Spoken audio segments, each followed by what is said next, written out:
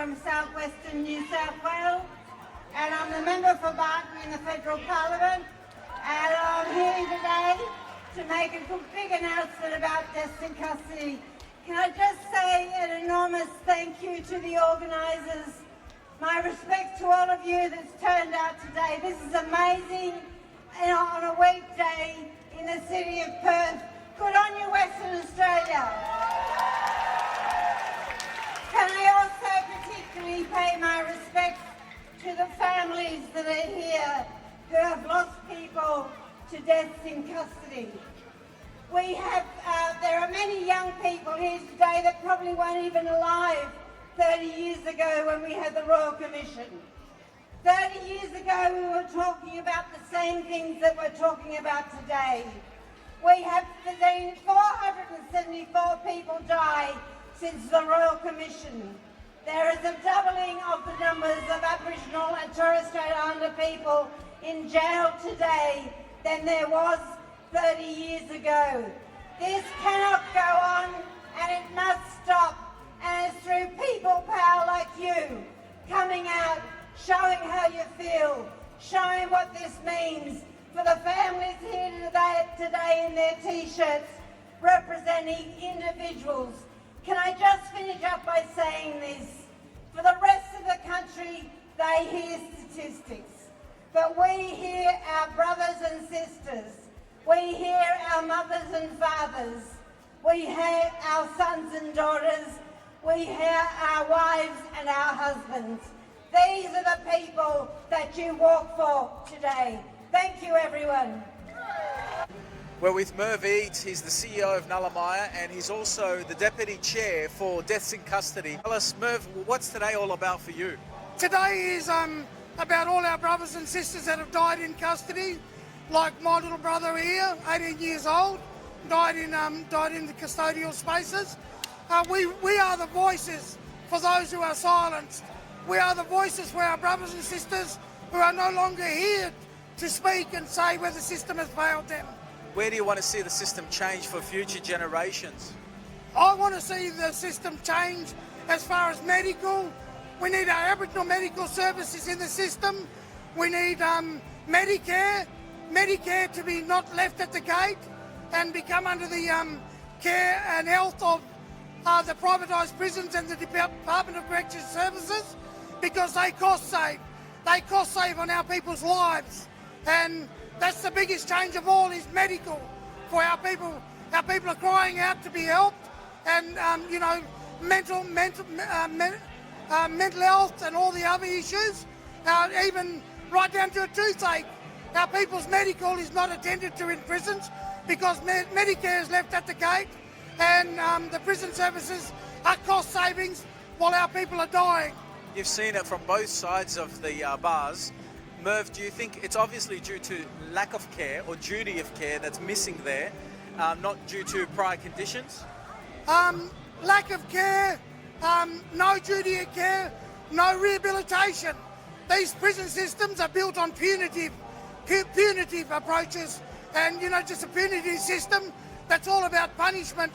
No rehabilitation, nothing there for our people, and no real approach. Our people could go to jail, prison system for 1 year to 10 years, not knowing how to read and write, and come out the same. So to me, there is no rehabilitation, just a punitive punishment approach. They're worse off. And what about the inquiry that we've had into this system? Have they followed the recommendations of that, or has that fallen on deaf ears?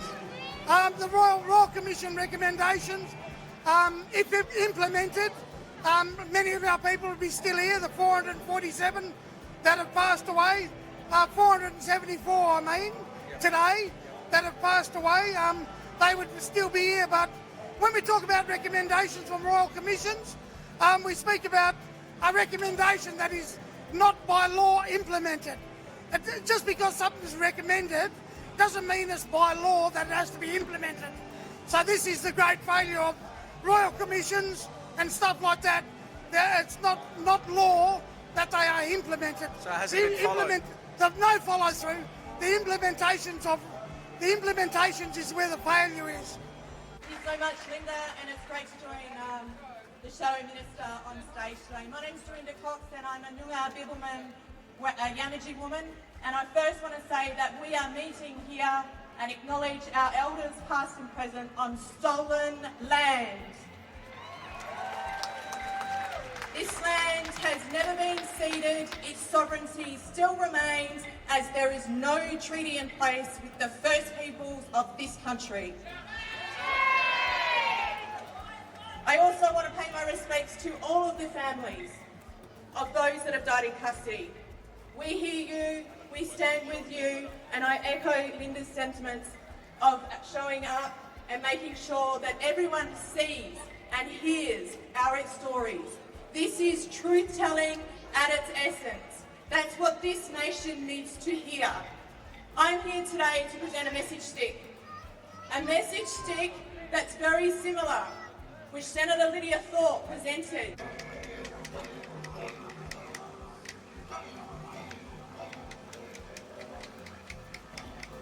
Digger, tell us about your story.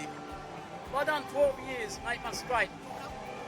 And then after I finished my 12 years and 8 months straight, they put me in this water for no crime, because they said that we feel that you can commit another violent offence. Not what I feel, not what I think. It's what they think. And that's So how they interpret it. That's their interpretation. And the interpretation. And tell us, so you're under house arrest, you got something around your ankle now? 7 in the morning to 8 at night. After 8 at night, I'm on house arrest. I can't get out, you know. I can't go to parks in Perth here with my ancestors that walked for 70,000 years plus.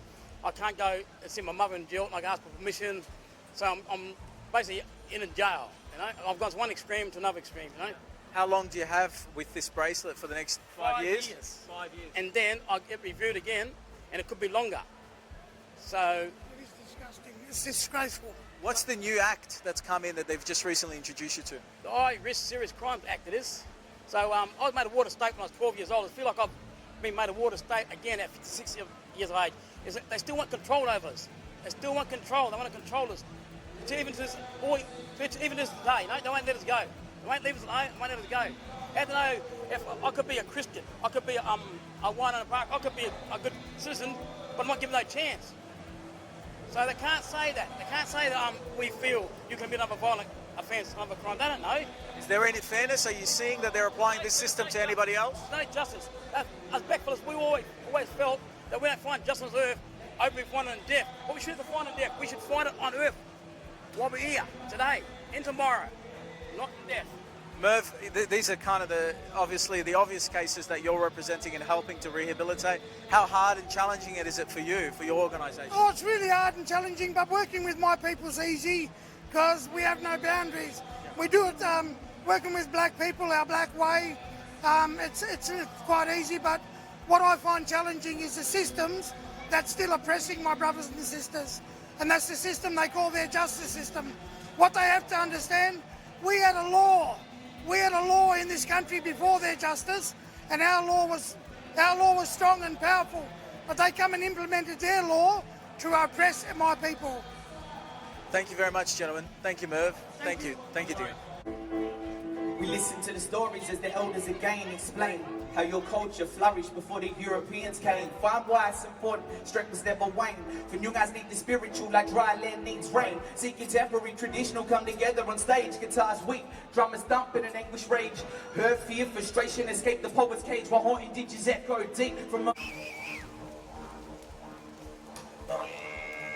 We've done the welcome.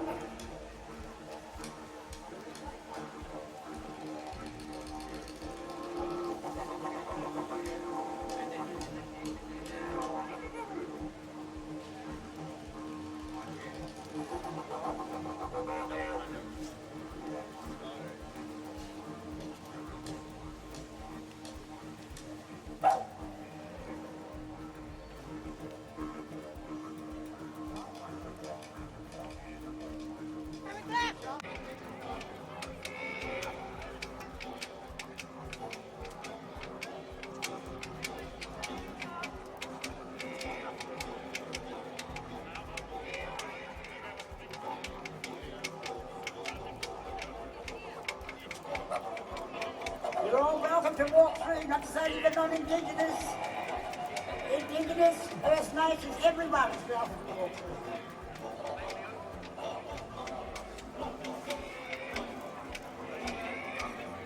done it a few times, I know.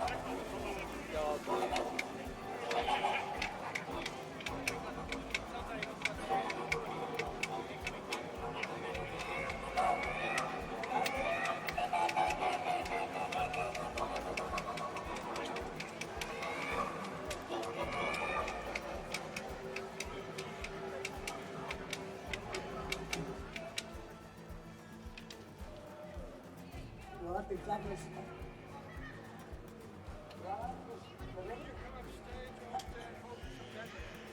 Before we start the presentation in terms of the purpose why we are here today, which is the 30-year mark since the recommendations were passed down from the Royal Commission into Aboriginal deaths in custody. But before we do that, I just want to let people know, and a lot of you will, that through this year and last year, there was a Royal Commission into the institutionalised abuse and neglect of all young people inside church-run institutions right across this country. One of the brothers was from Western Australia here. He was in charge of Bindoon, and he was also many times had travelled in and throughout Clontarf, and he set up a Tardan mission that was exclusively where young Aboriginal people went. The Catholic Church, many years ago, actually made a statue of Father Keeney. During the first redress program that compensated people for the abuse, neglect, which included child sexual abuse, was through the West Australian Redress Scheme. And there were hundreds and hundreds of stories that were told of how this one man had molested, raped and brutalised many of the young people inside both Clontarf and Bindoon Tardan. They made a statue of this so-called father, and the only time that they ever did out of sainthood. Every statue that the Catholic Church has are of people to whom have created, as they say, miracles and are known as saints. This was a living man in which they made this particular statue. And this is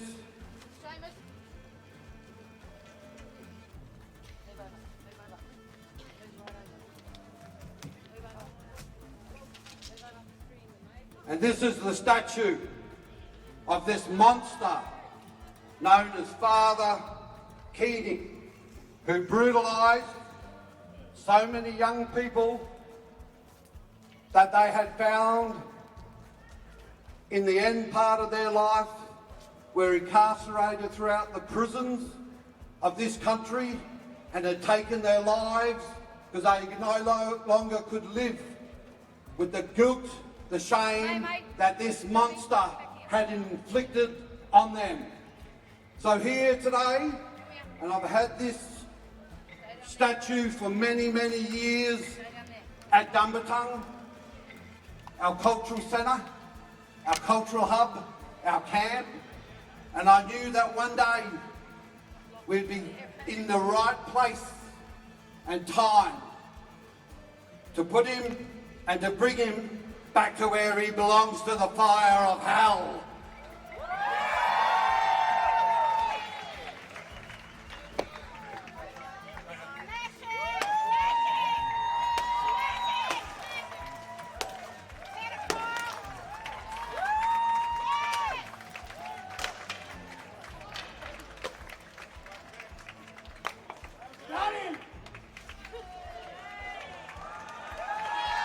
To the hell with the institutional rape and the molestation that caused the end result of the loss of life amongst many, many thousands of young people who were brought in from overseas, from England, Ireland, Malta, and that they ended their life because of this piece of trash.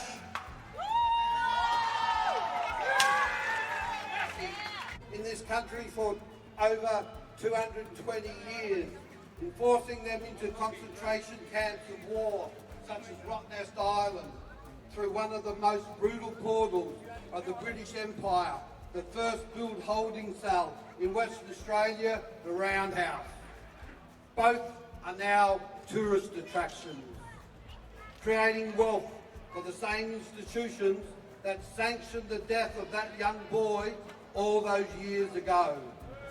The same that announced the Royal Commission, which was always going to be structured on the same corruption and deceit of the establishments of the Western world under the announcement of Bob Hawke and Charles Court, two of the most corrupt politicians in the history of the forced occupation of our land. Aboriginal affairs is a lucrative, dirty little playground where many elite black academics continually attend conferences from one side of the country to the other. They feed off the world's best menus, loaded with travel allowance, flying 37,000 feet above the problem of their people, talking about a community they have little to do with or even understand. They are placed in position of privilege by the government like the black trackers of the past, and they sell our rights off to mining companies that blow up sacred sites and then shake their heads without hesitation and simply to say, well, I didn't know. This remains one of our biggest and our most crucial struggles, to fight against the divisions created by outside influences that turn our brothers, against our sisters. Everything stays down when it's wounded. It's not what we have that makes us different. It is what we have lost that makes us the same. Power to the people! Power to the people! Power to the people! Power to the people!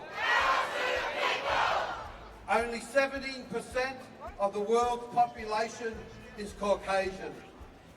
With the rising up of massive global movements such as the Black Lives Matter, Black Power Beyond Borders movement, the resurgence of the Black Panthers and others such as the Me Too movement, these groups have exerted the changing of the international narrative that has disempowered the world's majority, as this balance is now challenged, creates the fear expressed by right-wing extremists as an erasing of history and the cultural wars. They fear us greatly. With the truth of history on our side, we hold the weapons that will free our people from the psychological chains and the shackles of the spiritual warfare we have been merged into since the so-called era of enlightenment. Eric Gardner, rest in peace, cried out 11 times before a New York police officer murdered him with a chokehold. We are on the eve of George Floyd's verdict being handed down to the United States, and we know George Floyd also pleaded to the arresting officers, "I can't breathe," before they killed him with a blood choke with a knee across the neck. Imagine for a moment the countless times in our country where our people have been accosted by aggressive, racist, psychotic and mentally deficient police officers who have taken the will of steel and ended the life of our people whose silent gasps for breath were not heard as they lay there dead from police officers in places where their bodies have never been found. This is the Dumbartongu's response to the failed Royal Commission. This is our response to the corrupt politicians who announced the Royal Commission. The announcement of the Commission stated that it was to review the underlying social, cultural and legal issues behind the deaths, We believe they knew precisely what these deaths resulted from well before the commission was even announced. As their great prophet stated, "Forgive them, Father, for they know not what they do." Dumbarton says they know exactly what they do.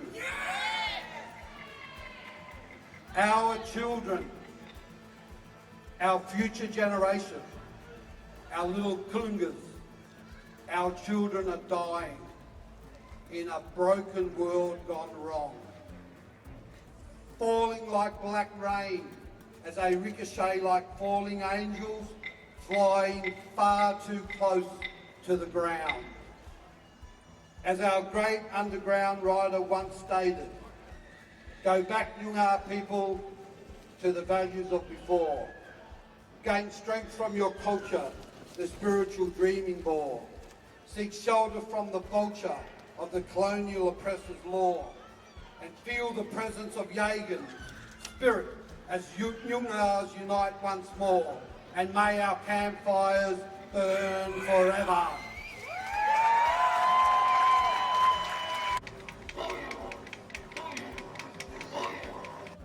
Yeah, my son was one of the boys that drowned in the Swan River in 2018 after whilst being chased by police. So this morning I woke up and I looked on Facebook and there was a post about the two boys and why they had run from the police. Like the racism with general society itself and what they were saying about our kids in a very horrible way. But you know, that question is always going to be asked, why do our kids run? Our kids are scared. Our kids are scared of the police. Our kids are sick and tired and scared of being abused. Physically, mentally, emotionally abused every time they come into contact with the police. They're scared. They're scared for their lives. They're not going to stop running, whether they do something wrong or not. A fortnight ago, we did the coroner's inquest for the two boys. There's a piece I want to read out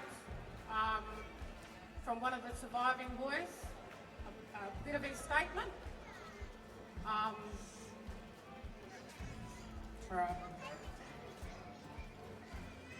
One of the boys that made it across the river, he said in his statement, "I heard Cody screaming out to the male officer and the female officer on the riverbank to help my boys, the boys. Chris was saying, 'I can't breathe, I need help.' Chris said, 'This loud enough for me to hear from the riverbank.' Just before Chris went under the water, he yelled, 'I can't do this, I can't breathe.' In the courts, there was a video that was played. You could hear the cries of my son screaming for help, but yet they stood there and they watched our kids drown. They pushed our kids to that river and they drowned. They lost their lives. They were children." Thank you. Oh, before I finish, I just want to say and pay my respects to the families and everybody that's passed in custody and to the system.